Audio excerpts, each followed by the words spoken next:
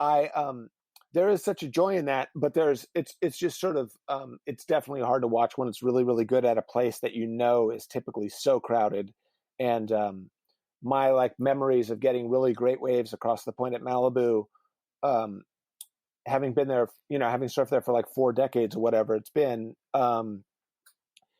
it's yeah, it's just it sort of tugs at something deep inside of God, I want to be out there and I want to take advantage of this. So I understand, and there have been instances where folks have paddled out and they've gotten busted. Or now, honestly, there's been so much of it that it was almost like they were laying down the law in the beginning, and there was the story of the $1,000 fine that the guy at Manhattan Beach got. There was the stand-up paddle guy at First Point Malibu who got arrested, and it was almost like they were making a show of it, or they were kind of just setting an example.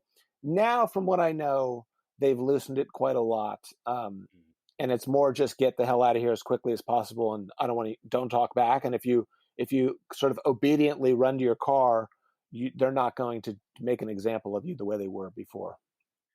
Yeah, I wonder like how much is it that the government has to send a strong message for our own good in some ways. If like they take it laxed and it's not serious, then people may not take it so seriously.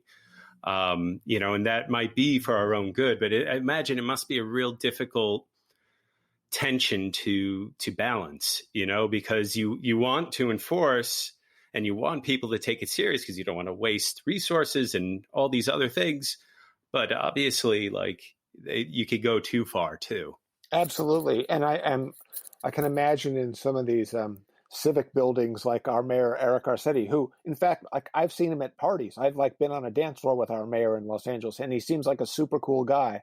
But I imagine there's a kind of, there are conversations going on there where it is like surfing is this kind of big thing in LA or in Southern California.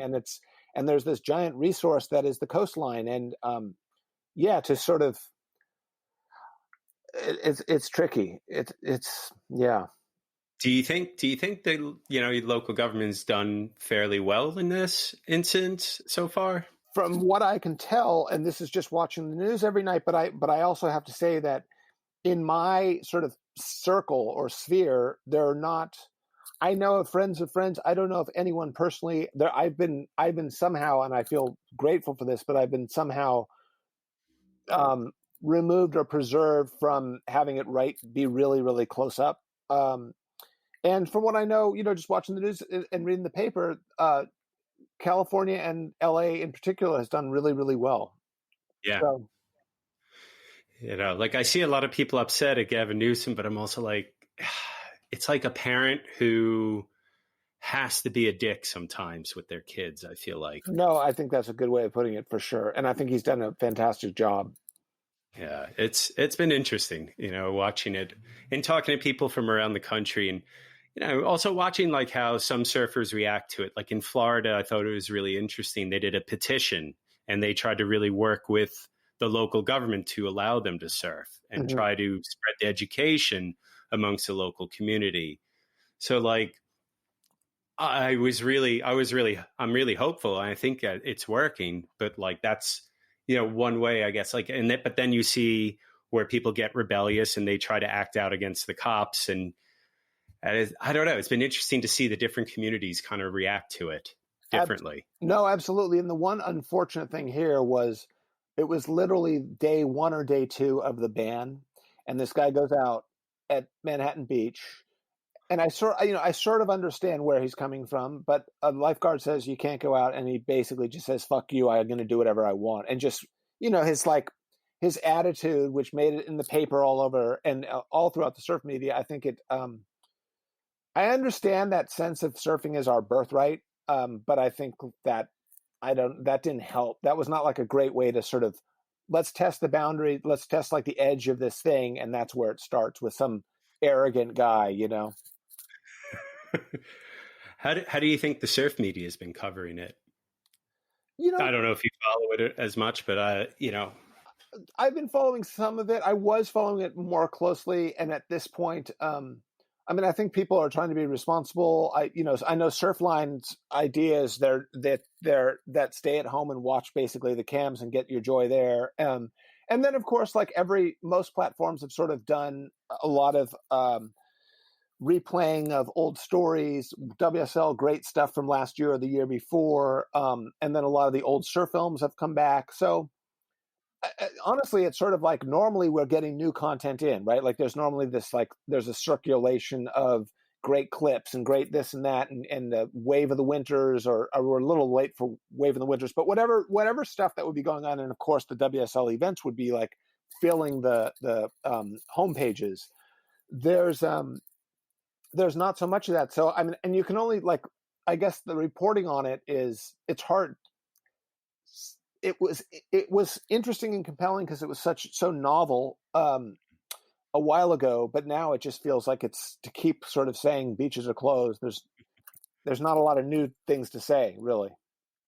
Yeah, I mean, I feel like, they're not, we don't hold them to the high expectations. We don't expect them to do much with it. So I think they've been covering it fairly decently for the most part. I think Beach Grit's been really interesting, and funny, but also I worry that some people may take the tongue in cheek a little too seriously at times and misread it, No, I think you actually, you raise a really good question, because on the one hand, you could say that they haven't done a great job because I do a lot of surf writing in this world, but we haven't found, for instance, some ER worker who also is a surfer and get their take. But in many ways, I think most of us go to these places as a kind of escape anyway. So I can go to the New York Times, or I can turn on MSNBC or CNN and get the heavier stuff. And then when I'm done with that, after dinner or whatever, and I want to click on Beach Grit or click on Surfline or whatever, I don't feel like I need some deep human interest story of someone on the front lines fighting it who also happens to surf. Unless there's something really unless there's something to be said there, or there's something that new to say. But otherwise, it's sort of let that be in the mainstream news and let surfing continue to be the escape, and give me whatever old Jack McCoy film that we haven't seen for a while. Bring me entertainment, bring me escape. Oh no, this podcast is going downhill.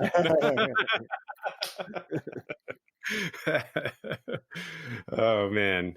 JV, I really appreciate you coming on, man. Thank you so much. No, it's a pleasure, Tyler. Always good talking to you. And yeah, I'm curious to see how this all plays out. Me too, man. I mean, I think I'm hopeful. I think we can get through it.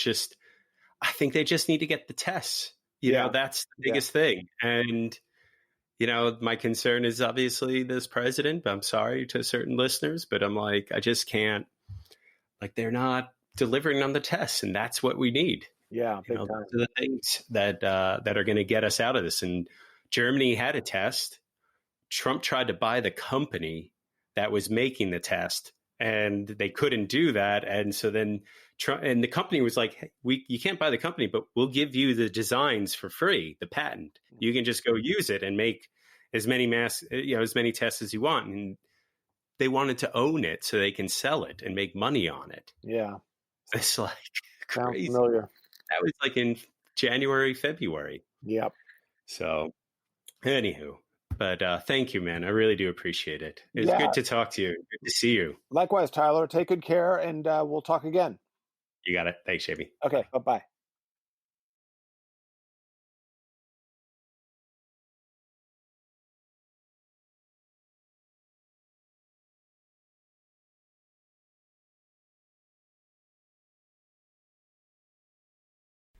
And that was Mr. Jamie Brisick.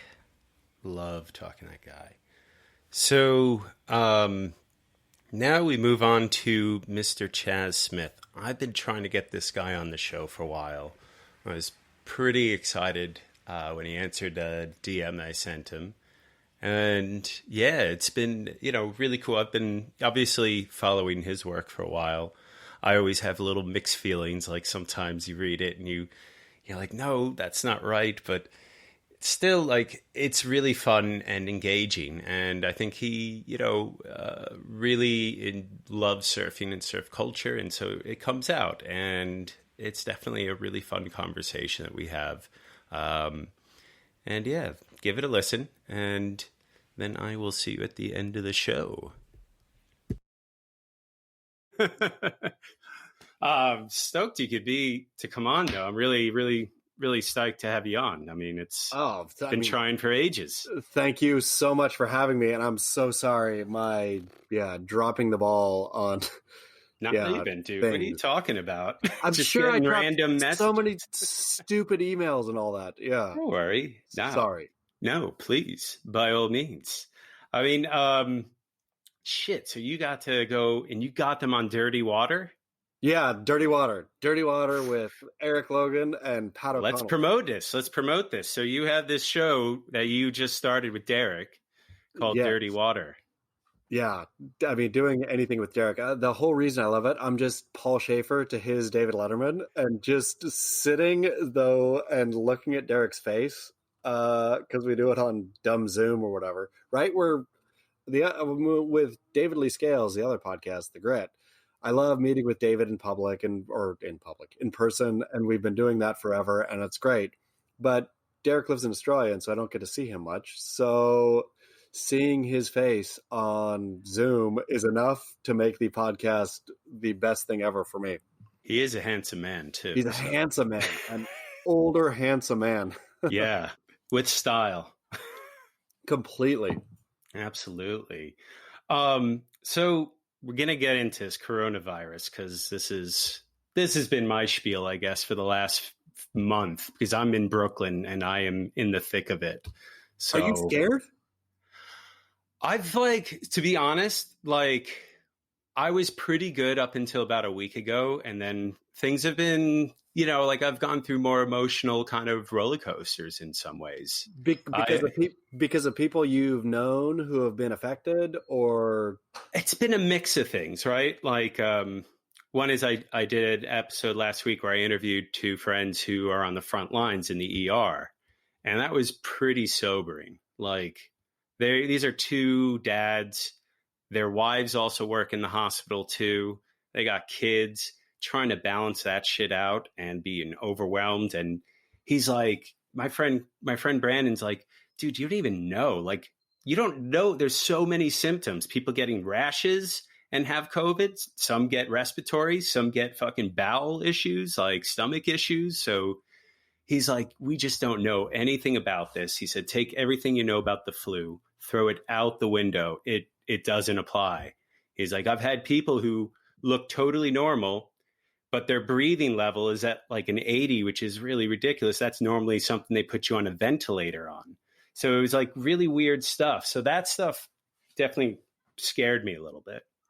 Then last week, a coworker of mine was let go, and I'm starting to see the effects in the company I work for, and people, losing their jobs and those effects. So that kind of hit home, and that kind of set it off. I think those two things.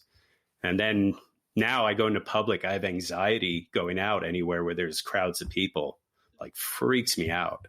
Because you think, I guess so. I guess that's the whole point of this thing, right? Is that nobody really knows what it does.